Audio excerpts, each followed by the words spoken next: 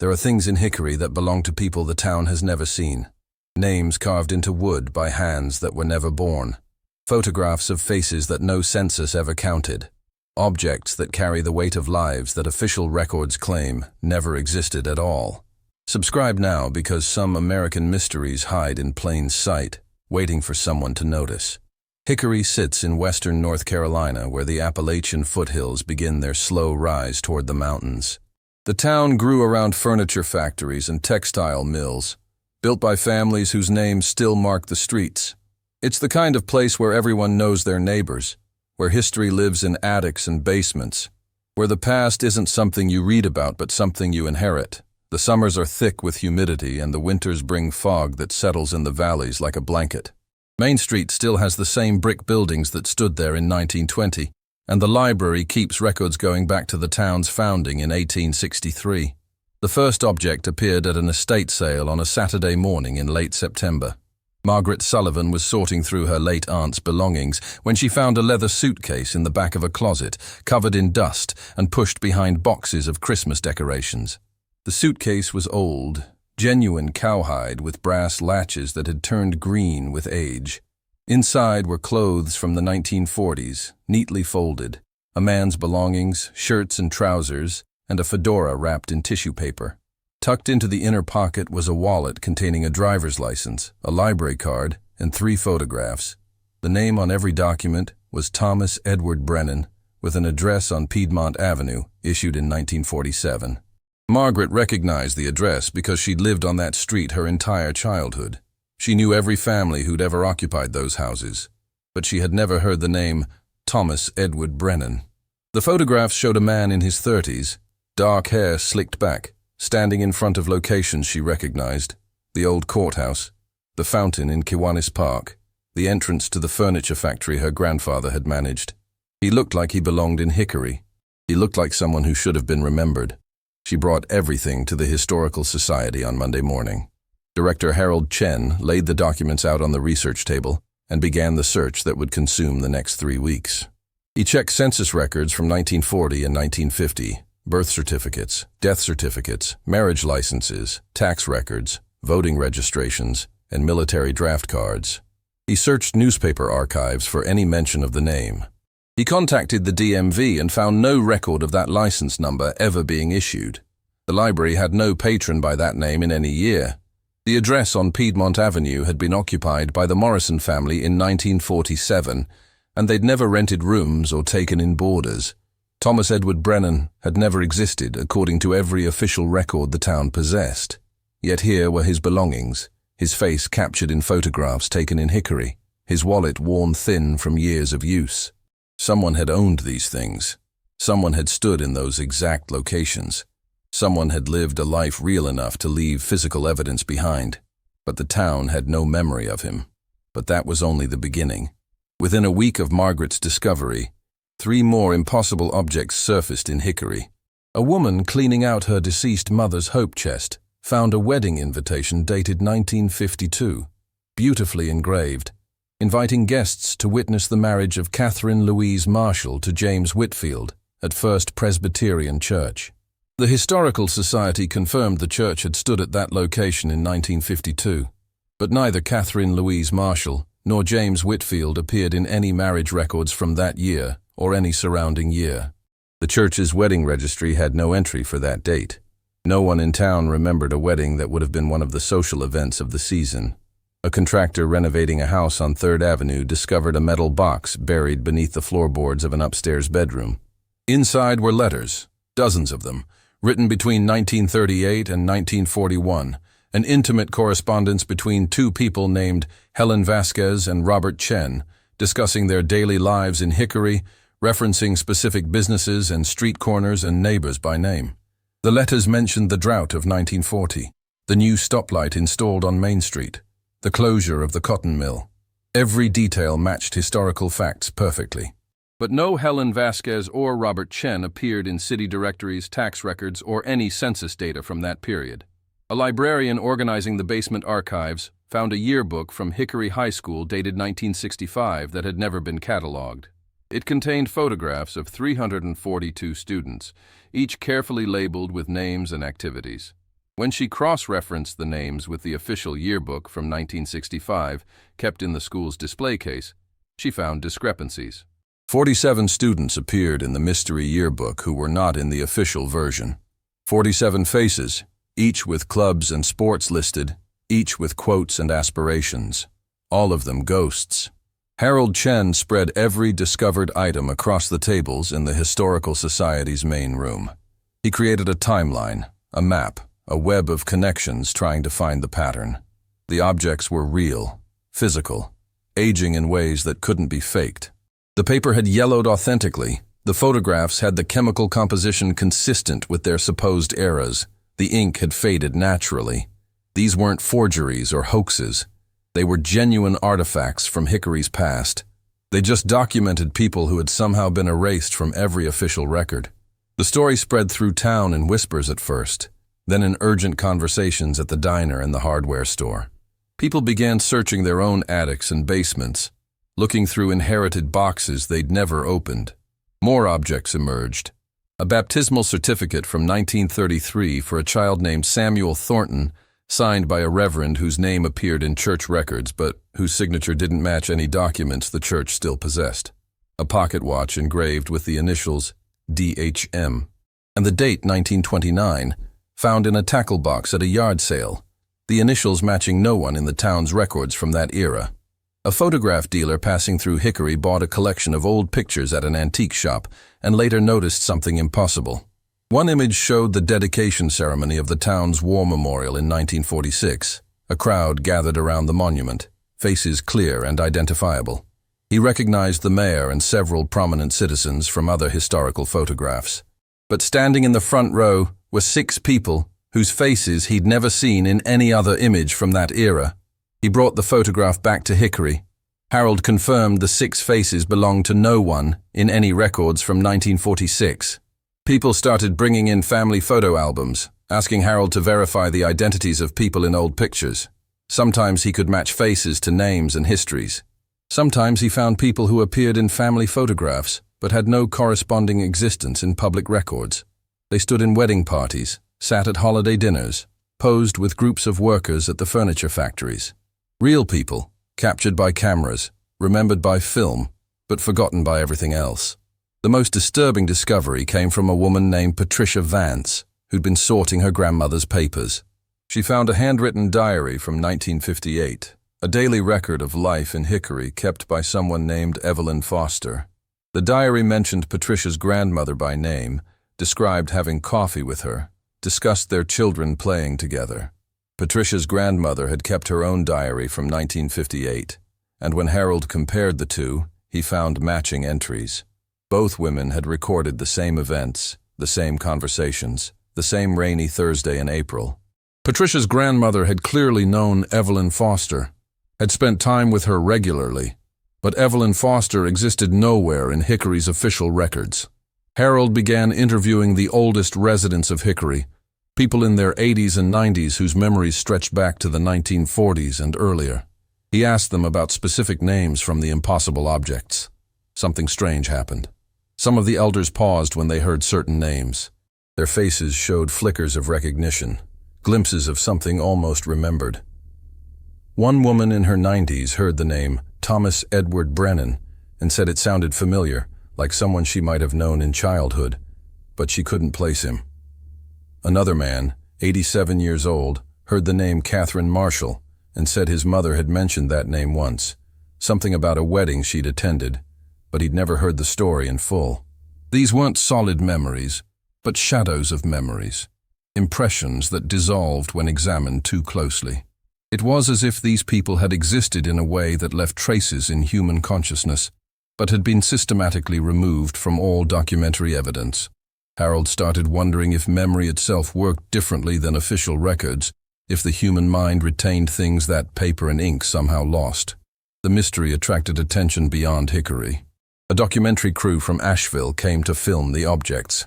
Researchers from Duke University examined the physical evidence, confirming the authenticity of the materials, dating the paper and photographs through chemical analysis.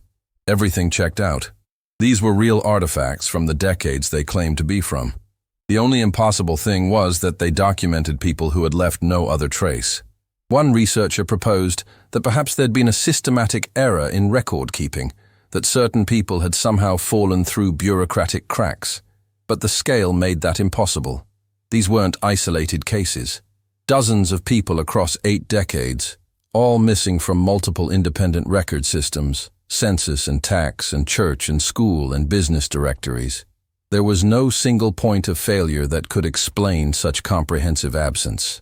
Another theory suggested the objects had been brought to Hickory from elsewhere, that they documented people who'd lived in other towns. But the photographs showed Hickory specifically. The letters referenced Hickory streets and businesses. The diary entries matched known events in Hickory's history. These people had been here. They'd walked these streets, entered these buildings, lived these lives. The physical evidence was overwhelming. Harold spent long nights in the Historical Society, surrounded by impossible evidence. He created detailed files for each phantom person, collecting every scrap of information. Thomas Edward Brennan had apparently worked at Harrison Furniture Company, mentioned in a letter found in another discovery. Catherine Marshall had sung in the church choir, according to a program found tucked inside a hymnal. Robert Chen had volunteered at the fire department, his name appearing on a roster discovered in a box of old firefighting equipment. These weren't vague shadows, but people with jobs and hobbies and connections to the community. The most chilling aspect was how normal they seemed. These weren't extraordinary individuals who might have been deliberately hidden or erased. They were ordinary citizens living ordinary lives. Thomas Brennan's wallet contained a grocery receipt. Helen Vasquez's letters mentioned planting tomatoes in her garden. Samuel Thornton's baptismal certificate showed he'd been welcomed into the community like any other child. They'd participated in the everyday rhythm of small-town life. So why had every official record system failed to document their existence? Subscribe to hear more stories that challenge everything we think we know about American small towns. A breakthrough came in late October when a researcher named Dr. Linda Morrison arrived from the University of North Carolina. She specialized in archival anomalies and had studied similar cases in other locations. She spent 3 days examining the Hickory evidence and then called a meeting with Harold and the town's oldest residents. What she said changed how everyone understood the mystery. She'd found patterns. The phantom people appeared in clusters, groups of them emerging in specific years. 1933 had several. 1947 had a concentration. 1958 showed another cluster. And the most recent discoveries, the 1965 yearbook, represented the last major group. Dr. Morrison had noticed something else. Many of the phantom people had addresses on specific streets. Piedmont Avenue appeared repeatedly. 3rd Avenue had several. Oak Street showed up in multiple documents. When she mapped the addresses, they formed a distinct pattern, a neighborhood within Hickory that seemed to have harbored a disproportionate number of these undocumented people. Harold pulled property records for those streets and found something odd. Several houses had changed ownership in unusual ways, sold and resold with incomplete documentation, gaps in the chain of title, periods where it wasn't clear who actually lived there. The neighborhood in question sat on the eastern edge of downtown, close to where the railroad used to run before the tracks were pulled up in 1972.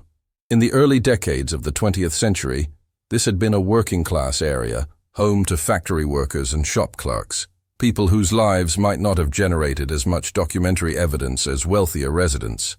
But the absence was too complete. Even poor people appeared in census records, paid some form of tax, registered births and deaths. These phantom residents had participated in community life, appeared in photographs at public events, exchanged letters with documented neighbors. They hadn't been invisible while alive. The invisibility had come later. Dr. Morrison proposed a theory that sounded impossible, but fit the evidence.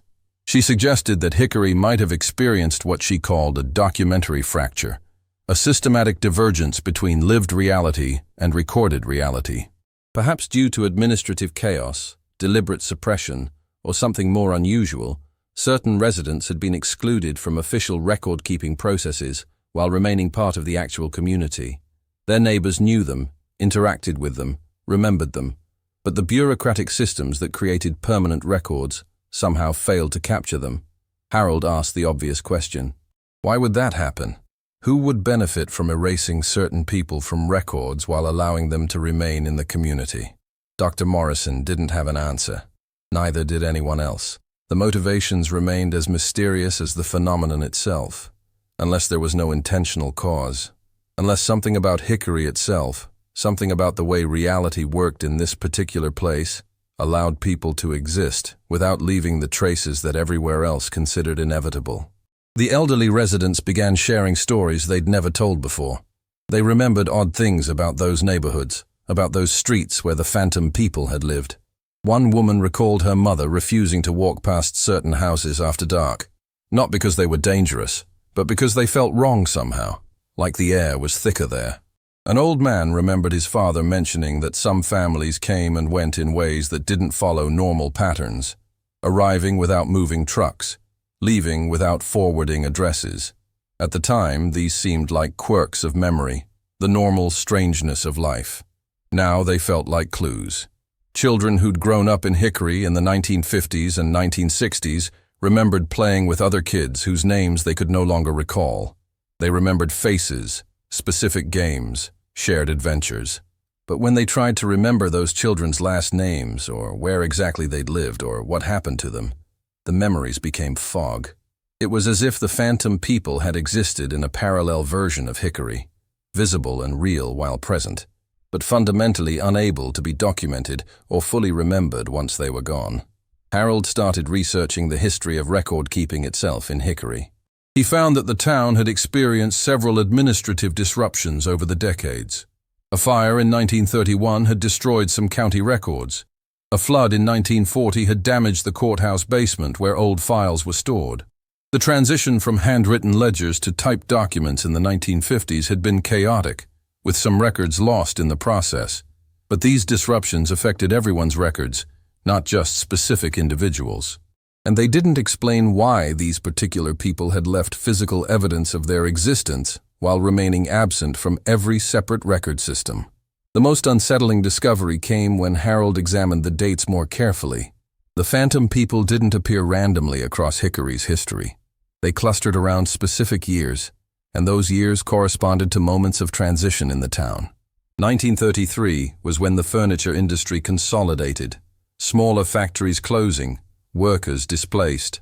1947 was the immediate post-war period, when returning soldiers sought work and housing, when the population was fluid and unstable. 1958 was when the textile mills began their decline, when families started leaving for opportunities elsewhere. 1965 was when integration finally came to Hickory's schools, when the social fabric of the town was being rewoven. Each clustering occurred during a period when Hickory's identity was shifting, when the boundary between who belonged and who didn't was being renegotiated.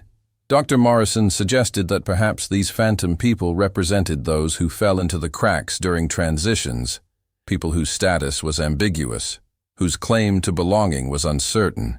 But that didn't explain why they left artifacts, why cameras captured them, why neighbors remembered them.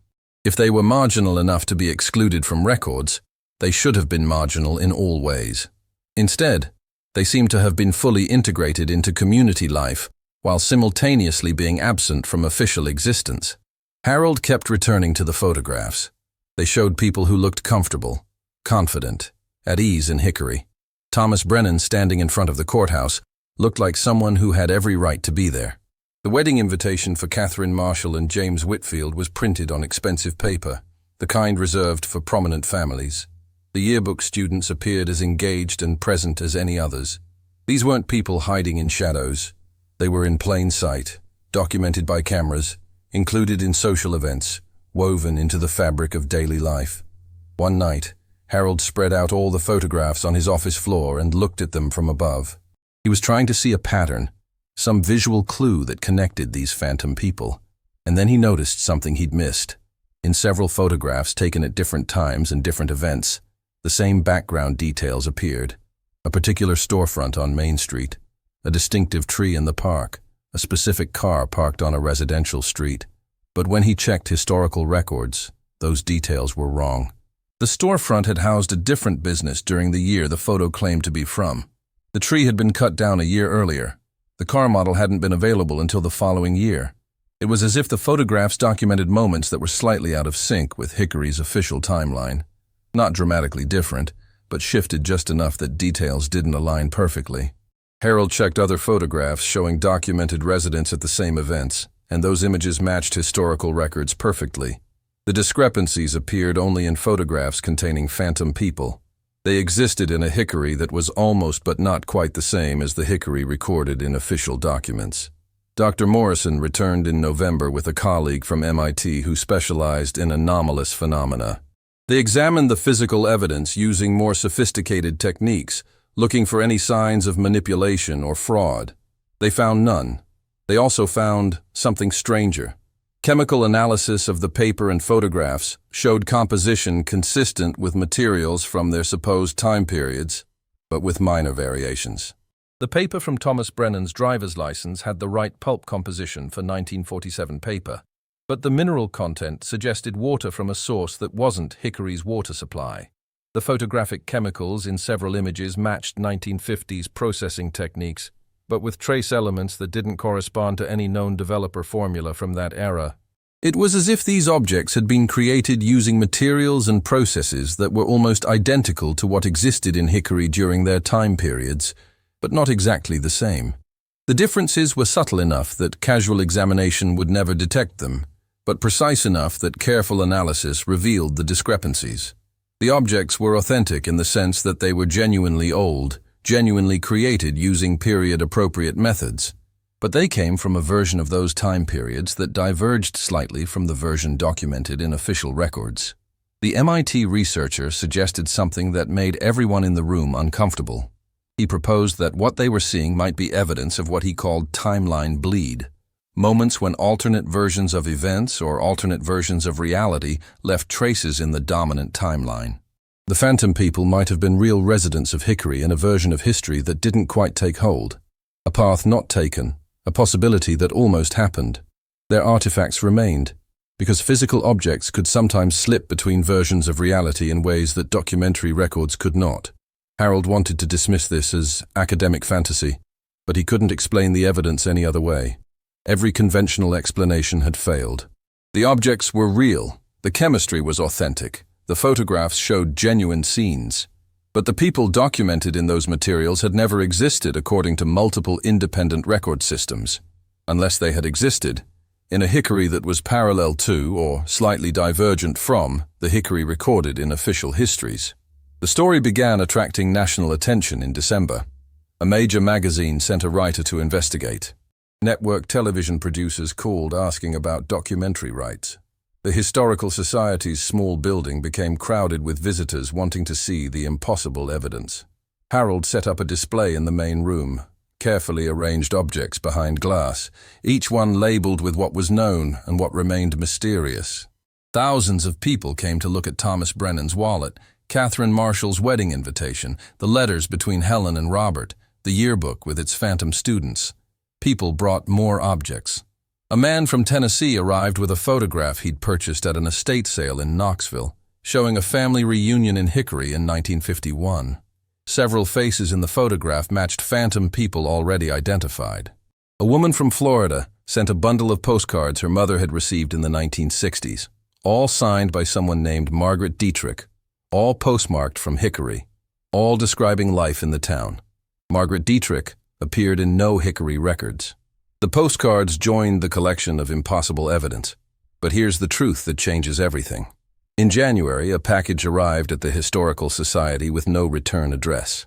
Inside was a notebook, handwritten, dated 2003.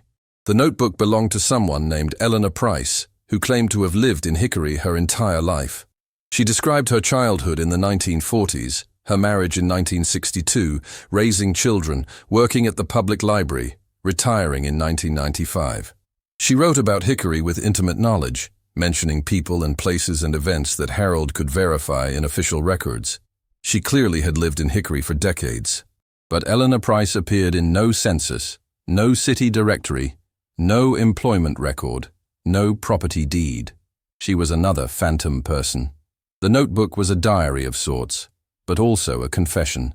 Eleanor wrote that she'd always known she was different, that official documents never seemed to include her. She'd applied for a driver's license 3 times and been told each time that the system had lost her application. She'd voted in elections, but her name never appeared on registration rolls.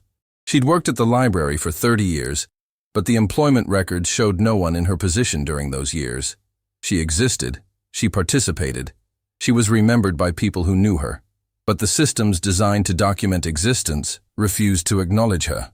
She wrote about others like her, people she'd met over the years who shared the same strange condition. They called themselves the overlooked. They lived normal lives, held jobs, paid rent, raised families, but they left no permanent traces in official systems.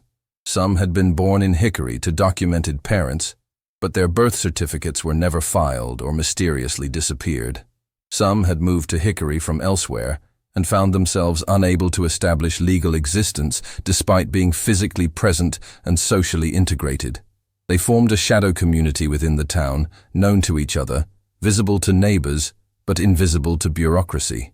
Eleanor's notebook explained that the overlooked had learned to navigate this condition. They used cash for everything, avoiding banks that required identification. They worked for employers who paid under the table or who were themselves overlooked and maintained parallel business records. They lived in houses owned by sympathetic documented residents who allowed them to occupy space without formal leases.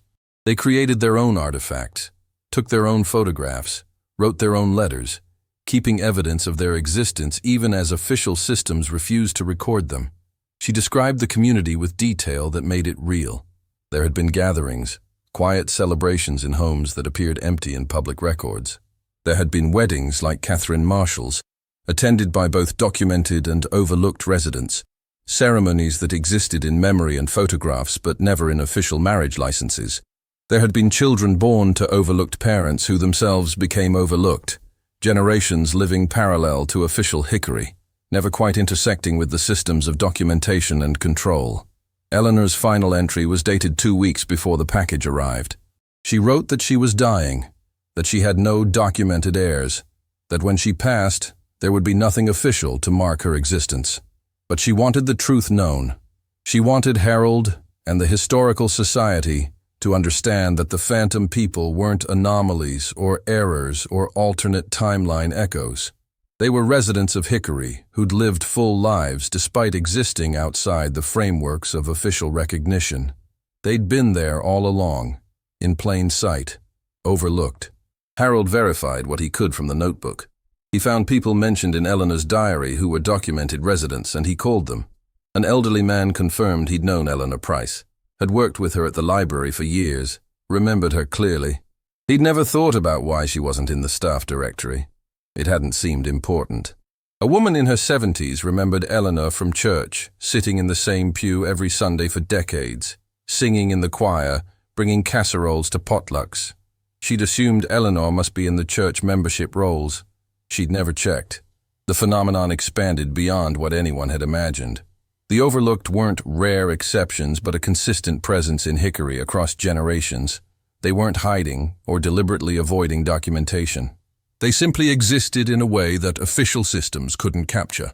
The reasons remained mysterious. Eleanor's notebook offered no explanation for why this happened or why it happened specifically in Hickory. She wrote only that it did happen, that it had always happened, that it would likely continue. Dr. Morrison reviewed the notebook and proposed a new theory. Perhaps Hickory sat at some kind of threshold, a place where the boundaries between official reality and lived reality were more permeable than elsewhere. In most places, the two aligned perfectly. People lived and were documented, their experiences captured by bureaucratic systems with near-total accuracy. But in Hickory, for reasons unknown, some people slipped through. They lived but weren't captured. They participated but weren't recorded.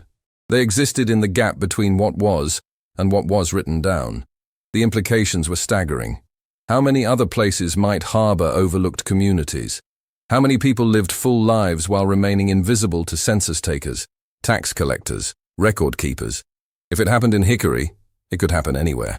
The phantom objects might not be anomalies, but evidence of a much larger phenomenon, a systematic inability of documentary systems to capture all of reality, cracks in the architecture of official existence through which people could fall while remaining entirely real.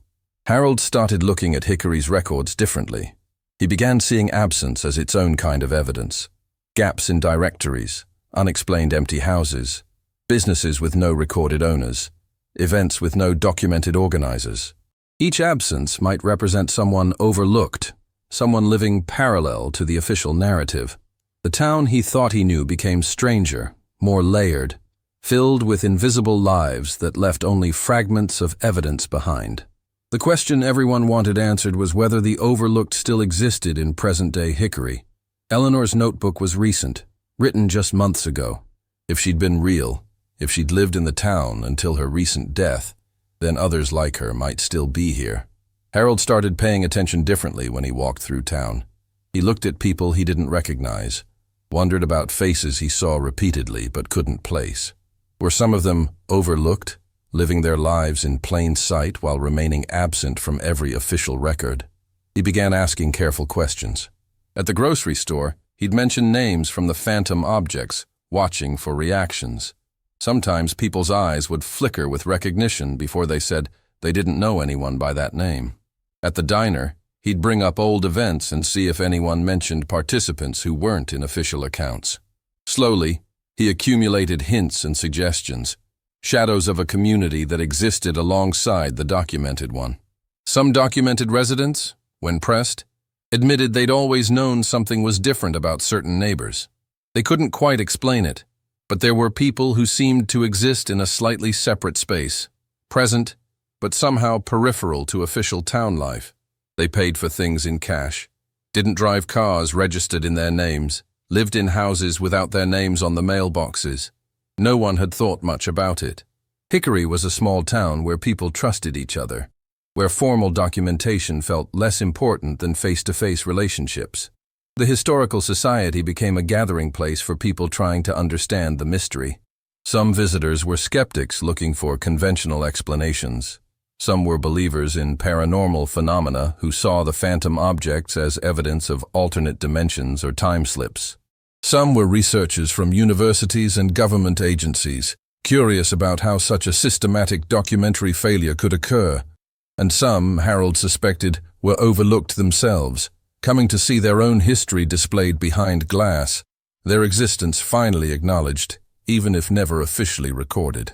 One visitor stood out, a woman in her 40s who spent hours examining the displays without speaking to anyone. She returned 3 days in a row, always silent, always focused on specific objects. On the 4th day, Harold approached her. She looked at him for a long moment before asking if he really wanted to know the truth. He said he did. She told him to look at the reflections in the photographs, the windows and mirrors that captured not just the subjects, but the spaces around them. There were always more people present than the photographs appeared to show, she said. The cameras captured some of them, but not all. Harold went back to the photographs with magnifying glass and examined every reflective surface. In a window behind Thomas Brennan, he saw faint shapes that might have been people. In a mirror at Catherine Marshall's wedding, shadows that suggested guests not visible in the main image. In the yearbook photographs, background figures that were blurred in ways that didn't match the focal depth of the main subjects. Were these additional overlooked people, so marginalized that even cameras struggled to capture them? Or was he seeing patterns that weren't really there, finding mysteries because he wanted them to exist? The woman didn't return after that conversation. Harold never learned her name, never found any record of who she was. She became another shadow, another hint of the larger mystery.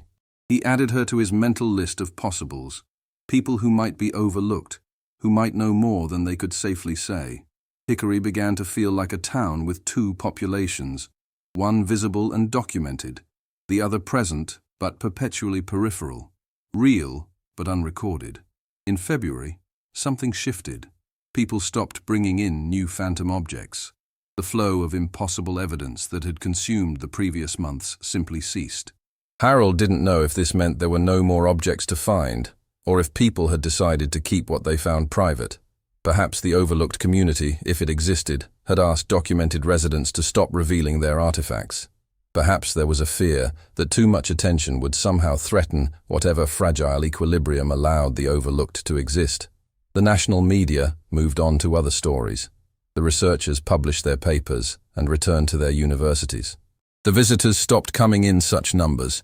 The Historical Society settled into a new normal. The displays of phantom objects now a permanent exhibition, Hickory's strangest claim to fame. But Harold continued his research, working through records with new eyes, looking for patterns of absence, systematic gaps that might reveal where overlooked people had lived and worked and died. He found them. Once he knew what to look for, the patterns became clear. Certain neighborhoods showed up repeatedly as addresses for phantom people. Certain employers, long out of business, appeared to have had workers who left no paper trail. Certain churches had membership numbers that didn't quite match the names in their directories. The gaps formed their own map of Hickory, a shadow geography overlaid on the official one, places where reality and documentation had never quite aligned. But the truth that no one wanted to face was more fundamental. The boundary between documented and overlooked wasn't fixed. Eleanor's notebook hinted at people who'd moved between states, documented residents who'd become overlooked people who'd somehow achieved official recognition. The condition wasn't permanent or absolute. It was fluid, permeable, dependent on factors no one understood, which meant anyone in Hickory might slip from one side to the other, might wake up one day to find that official systems no longer acknowledged their existence, even as they continued to live and breathe and participate in the community. Harold wondered about his own status. He'd lived in Hickory his entire life, served as director of the Historical Society for 23 years, maintained meticulous records. But had he verified his own documentation recently? When was the last time he'd checked to confirm his existence in official systems? The thought made him uncomfortable. He pulled his own files, found his birth certificate, his driver's license, his tax returns. Everything was in order.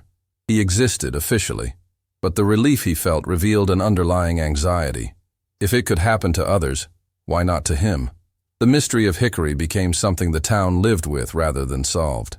People accepted that their history contained gaps, that some of their neighbors and ancestors had existed outside official recognition. Life continued. Children went to school, businesses opened and closed, seasons changed. But underneath the normal rhythm of small-town life, everyone knew now that reality was more complex than records suggested, that existence itself might be more fluid than they'd believed. In March, Harold received one final letter, postmarked from Hickory, but with no return address. The letter was handwritten, careful and clear. It thanked him for bringing attention to the overlooked, for acknowledging lives that had been invisible, but it also asked him to be careful, to understand that some invisibility was protective, that not everything hidden needed to be revealed. The letter wasn't signed. Harold filed it with Eleanor's notebook and the other impossible evidence. He still walks through Hickory looking at faces, wondering who's documented and who's overlooked. He still examines photographs for figures that shouldn't be there. He still listens for names that appear nowhere in official records. The mystery hasn't ended. It's expanded to include the entire town, every resident past and present, every life lived in the space between what happened and what was written down. Hickory holds its secrets still, visible and invisible, documented and overlooked. All of it real, none of it simple. The objects remain on display at the Historical Society. Thomas Brennan's wallet and Catherine Marshall's wedding invitation, and Eleanor Price's notebook. People come to see them, these artifacts of lives that officially never existed. Some visitors leave quietly, accepting the mystery without needing explanation. Some leave angry, frustrated by the lack of clear answers. Some leave thoughtful, reconsidering what they believe about reality and documentation. And some, Harold has noticed, leave nothing at all, no record of their visit, no sign they were ever there, as if they themselves were overlooked, passing through the exhibition of their own history without leaving a trace. What haunts him most isn't what he's found, but what he knows is still hidden. For every phantom object discovered, how many remain in attics and basements, tucked behind walls, buried in forgotten boxes? For every overlooked person identified, how many others lived and died without leaving even fragments of evidence? The gaps in Hickory's history might be larger than the documented parts. The town's true population might be double or triple what official records suggest. Every empty house might have been occupied. Every quiet street might have been home to people whose existence was real. but unrecorded. And somewhere in Hickory right now, Harold believes, someone overlooked is living an ordinary life. They're buying groceries with cash, living in a house that appears empty in property records, working at a job that has no official employee by that name. They're raising children who will inherit the same condition, who'll grow up visible to neighbors, but invisible to systems. They're creating new artifacts that will one day be discovered, new impossible objects that will puzzle future researchers. They're writing their own version of Eleanor's notebook, documenting their existence for a future that might finally understand. The documentary crew wants to return to film an update, to see what new evidence has emerged. But Harold has decided to decline. Some mysteries deserve protection, he's realized. Some invisibility serves a purpose. The overlooked have lived in Hickory for generations without official acknowledgement. They've survived by being peripheral, by existing in the gaps. Too much attention might threaten whatever delicate conditions allow them to persist. Better to let the mystery remain, to accept that Hickory contains realities that documentation can't capture. He's begun to see his role differently now, not as someone who solves mysteries, but as someone who witnesses them, who acknowledges that existence extends beyond what can be officially verified. The Historical Society's mission has always been to preserve Hickory's past. But what if some of that past resists preservation? What if some history can only be honored by accepting its fundamental unknowability? The phantom objects teach this lesson. They prove that people were here, lived here, mattered here, but they refuse to yield a complete story. They remain forever partial, forever mysterious, forever just beyond full understanding. On quiet afternoons, Harold sits in his office surrounded by files and artifacts, the documented and the impossible side by side. He thinks about Eleanor Price, who lived 78 years in Hickory and left almost no official trace. He thinks about Thomas Brennan, whose face stares out from photographs taken in a town that claims he never existed. He thinks about all the overlooked past and present, visible and invisible, real and unrecorded. They're woven into Hickory's fabric as surely as anyone whose name appears in census records. They're part of what makes the town what it is. The mystery might never be solved because it isn't really a mystery at all. It's just the truth about how reality works in Hickory, how it's always worked, how it might work everywhere if we looked closely enough. Official records capture some of what happens, but not all. Some lives slip through the cracks, not because they're less real, but because the systems of documentation are less comprehensive than we believe. The overlooked aren't anomalies. They're evidence that existence exceeds recording, that being real and being documented aren't the same thing. And that truth might be spreading. Reports have started coming in from other small towns, other communities finding phantom objects, other historical societies discovering residents who appear in artifacts, but nowhere in official records. Kentucky, Tennessee, West Virginia, towns scattered through Appalachia, all reporting similar phenomena. Perhaps Hickory isn't unique. Perhaps the overlooked exist everywhere, hidden in plain sight. Their lives real, but their documentation absent. Perhaps we're all closer to becoming overlooked than we know. The final artifact Harold keeps private, not displayed with the others. It arrived last week. A photograph taken just days ago showing Main Street in Hickory, morning light, people walking. He recognizes most of the faces, documented residents he sees regularly. But there are 3 people in the photograph he doesn't recognize, standing in a group, talking and laughing. He's watched the security camera footage from that same morning. Those 3 people don't appear in any of the recordings. The cameras didn't capture them. But the photograph did. They were there. They are real. And they are overlooked. Some mysteries exist not to be solved, but to remind us that we understand less than we think, that certainty is an illusion, that official truth and actual truth sometimes diverge in ways we can't explain but must accept. The real question isn't whether objects in Hickory belong to residents who don't exist in records. Eleanor's notebook proved they do, and those residents are as real as anyone documented in the census, living their lives in the spaces official systems can't see, leaving traces that refuse to completely vanish, reminding us that existence and documentation are different things, that being real doesn't require being recorded, and that in this small North Carolina town, and perhaps in countless others, reality extends far beyond what any official record will ever acknowledge. So subscribe, because the stories we can't explain are the ones that reveal the most about the world we think we know.